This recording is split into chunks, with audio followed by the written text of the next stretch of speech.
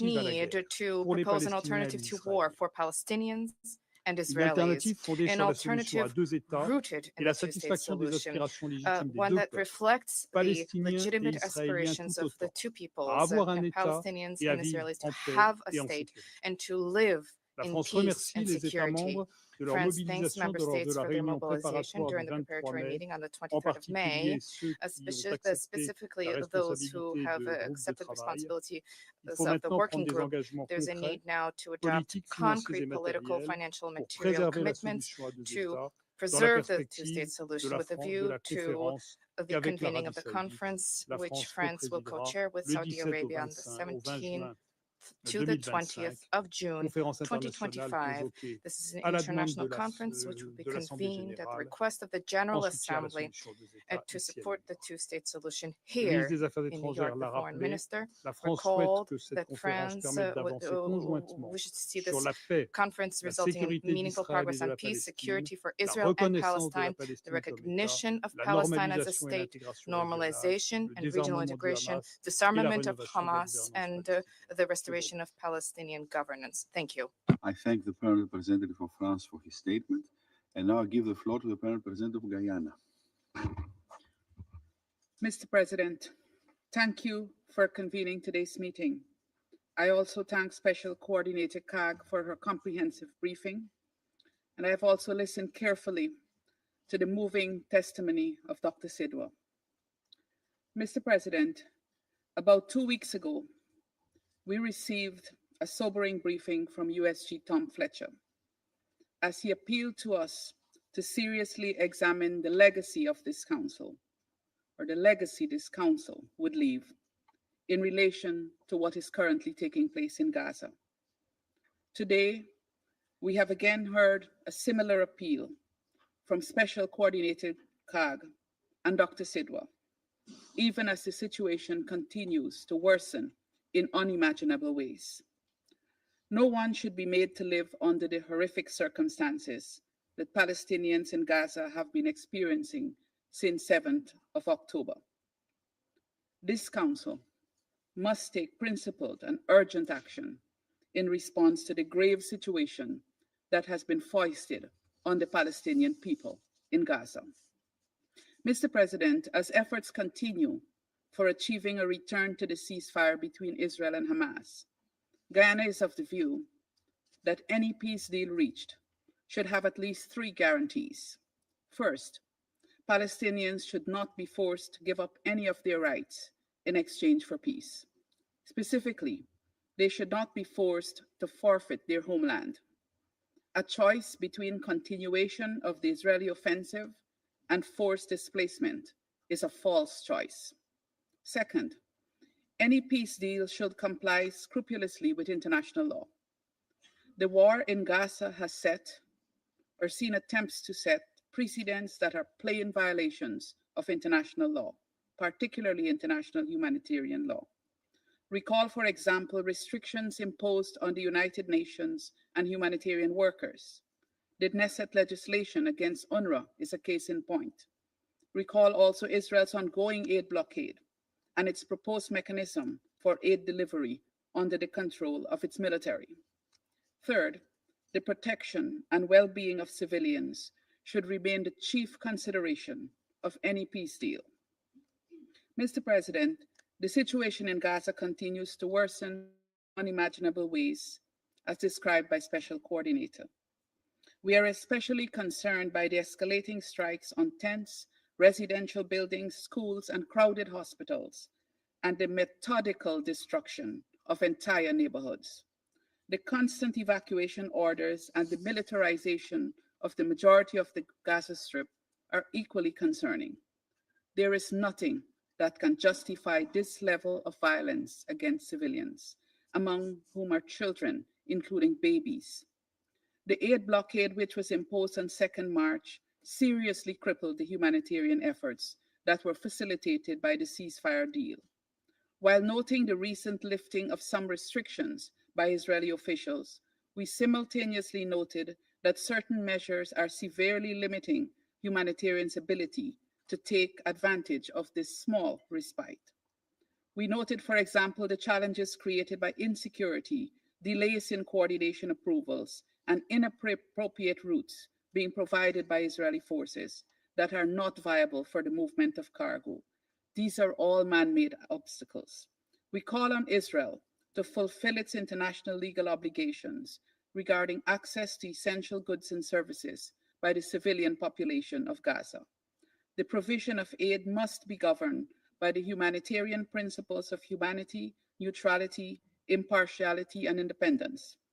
Guyana expresses its confidence once again in the ability of the United Nations and its partners to deliver aid at the required scale throughout Gaza, if given the relevant facility by the occupying power. The UN has consistently demonstrated its readiness every time there has been an opportunity to get aid into Gaza. The state of food insecurity in Gaza is also extremely worrying, with many Palestinians experiencing what they described as a slow death sentence. The testimony of humanitarians in Gaza that, and I quote, Palestinians prefer to die by an airstrike than to go through the suffering of a lack of food and lie to their children about their next meal, end of quote, is an indictment on those who have created these types of choices for innocent civilians. Mr. President, colleagues, it has not escaped us that while negotiations, which we welcome, are ongoing to reach a nuclear deal with the objective of avoiding the potential destruction of another country, different weapons are being employed against the Palestinian people, resulting in their destruction. Regrettably, we are not responding meaningfully to counter the actions of the Israeli Defense Force. What makes this even more concerning is the fact that the visuals of the decimation of Palestinians are live streamed across the globe, yet we are not acting to stop it. The judgment of future generations will be justifiably harsh towards us. We who saw the attempts at obliterating an entire people, but did not act. This council has the opportunity to act now. Enough is enough. Mr. President, in light of the foregoing, Guyana is compelled to reiterate the following appeals. First, we call for an immediate, unconditional, and permanent ceasefire in Gaza, in accordance with Resolution 2735. Nothing justifies the collective punishment of the Palestinian people, and it is clear that the military objectives set by Israel cannot be met without severe consequences for civilians. Second, Guyana reiterates its call for the release of all hostages being held in Gaza, as well as all Palestinians detained by Israel without charge. The taking of hostages is a war crime, and all perpetrators must be held accountable. Third, Guyana appeals to Israel to completely lift the humanitarian aid blockade on Gaza and to allow the United Nations and its partners to carry out their life-saving work. International humanitarian law demands that Israel fulfill its obligations towards civilians, and the International Court of Justice has reaffirmed this. Finally, Guyana appeals to this Council and the international community as a whole to work urgently to revitalize the two-state solution as the only just and comprehensive solution to the Palestinian question. I thank you.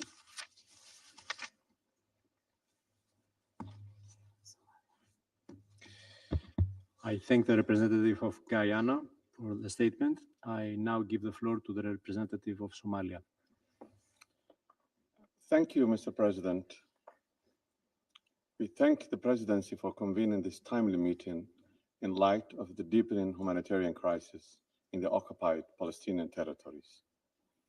We thank Ms. Sigrid Kaag for her briefings and for her efforts as the UN Special Coordinator for the Middle East peace process. We also thank Dr. Ferouz Sedwa for his briefings. We remain gravely alarmed by the dire humanitarian situation in Gaza, where the continued military escalation has pushed the population to the edge of survival. There is quite simply no safe place to go, in Gaza for civilians. The recent reports of famine risk, forced displacement, and destruction of vital infrastructures are deeply distressing. This is a crisis entirely man-made and preventable, which is exacerbated by the persistent denial of access to a life-saving aid. Somalia strongly condemns the ongoing restrictions on humanitarian access and calls for an immediate, safe, unhindered delivery for the assistance throughout Gaza. All border crossings, including Rafah and Karim Shalom, must be reopened, and international humanitarian law must be respected without exceptions. We also express our concern regarding the mounting pressure on UNRWA and reiterate our full support for its critical role in serving the Palestinian refugees. Attempts to legitimize or defund the agency threatens not only the rights of the refugees, but also the broader stability of the region. We are further troubled by the continuous settlement activity and settlement violence against civilians in West Bank, and the erosion of the legal and historical status quo of the Jerusalem. The right of the Palestinian people, including their right to self-determination, return to their homeland and statehood, are not subject to negotiation or delay. Mr. President, the blatant disregard for binding decisions of International Court of Justice, including the provisional measures issued in January and March of this year, is a direct challenge to the international legal order. Israel, as occupying power, bears legal responsibility under the international humanitarian law, including the Fourth Geneva Convention. These obligations are not optional, they are binding, and they must be enforced. Attacks on civilians and obstruction of humanitarian aid, targeting a medical facility, and the use of starvation as a weapon of war all demand independent investigation and credible justice redress. The consequences of this prolonged conflict are not limited to Gaza. The crisis has triggered widespread regional instability, increasing tensions across the Middle East. The situation risks spiraling into a broader confrontation with a serious implication for the international peace and security. Mr. President, this Council cannot remain silent as innocent lives are lost and humanitarian norms are violated. We call for an immediate, unconditional, and permanent ceasefire, the full restoration of humanitarian access across Gaza. Somalia supports all credible diplomatic efforts aimed at de-escalation and the conflict resolution, including the upcoming International Peace Conference, co-hosted by Saudi Arabia and France.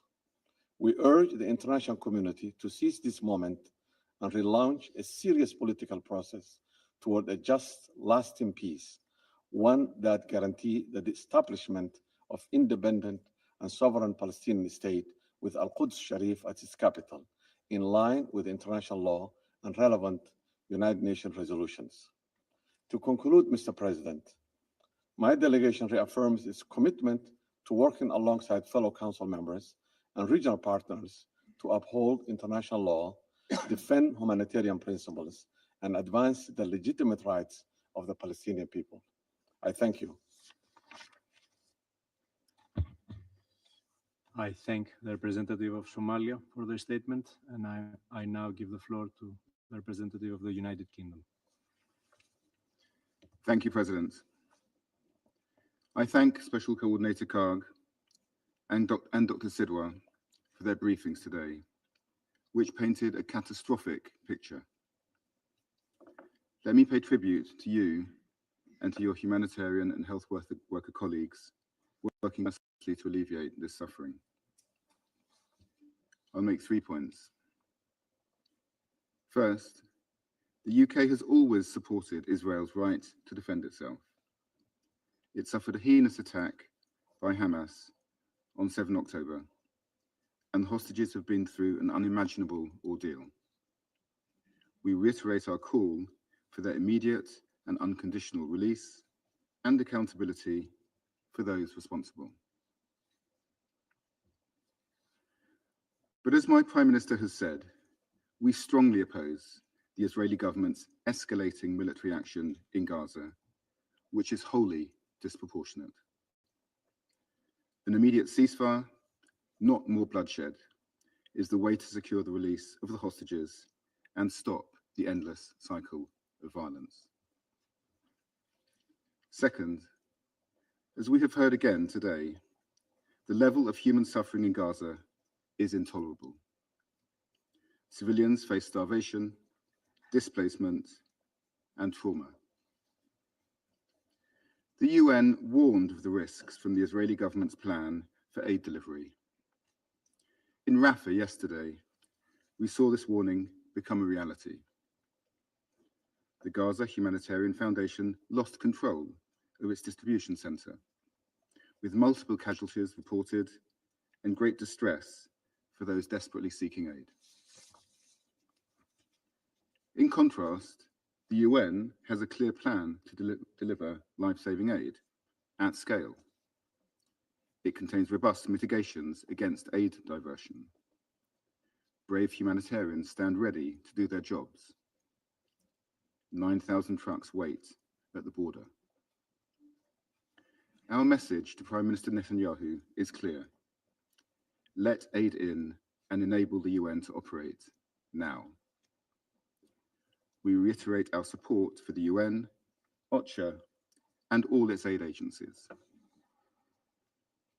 We also reject the Israeli government's unacceptable intention to take control of the Gaza Strip. Permanent forced displacement is a breach of international humanitarian law. Third, President, in the West Bank, violent settlers continue to assault and abuse Palestinians, forcing entire communities to flee. In Jerusalem, provocative visits to holy sites and inflammatory language by Israeli ministers are adding to the tensions. On 20 May, the UK announced further sanctions on individuals and entities promoting violence against Palestinian communities in the West Bank. We will continue to act against those committing these abuses. President, the UK will not give up on the two-state solution. We will continue to work closely with France, Saudi Arabia, and all our partners towards a successful conference in June, which moves us towards this goal. Finally, let me finish by condemning the horrific murders of Yaron Lishinsky and Sarah Milgram in Washington, D.C. last week, and offering condolences to their families and to their colleagues. I thank you. I thank the representative of the United Kingdom for their statement, and I now give the floor to the representative of Panama. Muchas gracias, Thank you señor presidente. very much, Mr. President. Panamá agradece la convocatoria de Panama esta would like to sesión, thank you for convening así this como a la meeting, señora Sigrid and Kaag, we'd like to thank Madam coordinadora Sigrid Kaag, especial interim interina para el proceso de special paz en coordinator Medio for the peace Oriente, process in the y Middle al East, doctor and Sidwa Dr. Sidwa Feroze Feroze. por sus intervenciones, Thank them both for their y briefings, reconoce a los and we representantes recognize the de representatives Israel, of Israel Emiratos and Árabes the United Unidos Arab y del Estado Emirates Observador de and the Palestina, Observer State of quienes nos Palestine, distinguen con su participación who en esta honor reunión, us with their a la participation vez in que this meeting. agradecemos sus dramáticas explicaciones. And we thank the briefers Panamá for their escucha con dramatic profunda details they shared preocupación with us.